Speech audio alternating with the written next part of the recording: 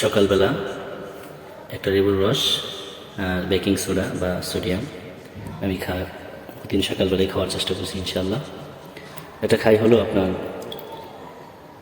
Gastric, পেটের যা সমস্যা, কিডনি ড্যামেজ বা কিডনির সমস্যা ইত্যাদি যে কোনো অনেক রোগের শেফা হিসেবে কাজ করে এবং এটা তো ন্যাচারাল চিকিৎসা।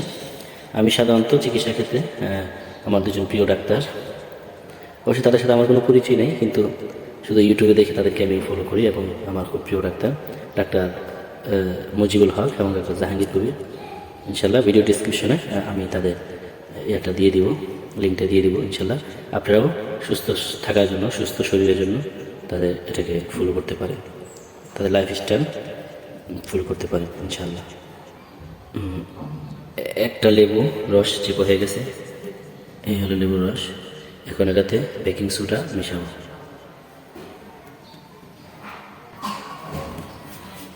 এখানে 1 টেবিল চামচ বা তার একটু কম হবে নিয়েছি সোডাটাকে লেবুর রসের সাথে হালকা অল্প অল্প করে মেশানোর চেষ্টা করব।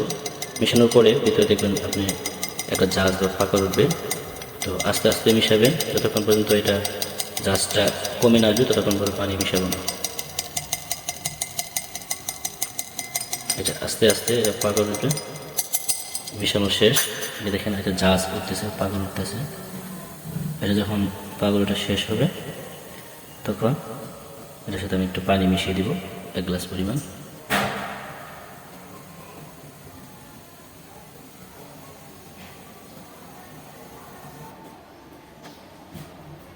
এই যে পাগল উঠতেছে,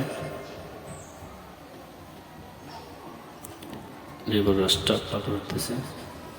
আস্তে আস্তে এটা জাস্টটা কমে যাবে, উপরে ফেনা উঠতেছে, ফেনাগুলো আস্তে আস্তে মিশে যাচ্ছে। যখন জাস্টটা বা ফেনাটা আস্তে কমে যাবে তখন এটার সাথে আমি পানি অ্যাড করে দেব। এই যে ফেনাটা মিশে গেছে, জাস্টটা কমে আসছে।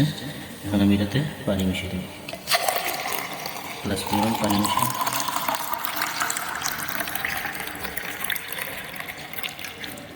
1 গ্লাস পানি মিশিয়ে দিলাম, হালকা নাড়া দিয়ে এটাকে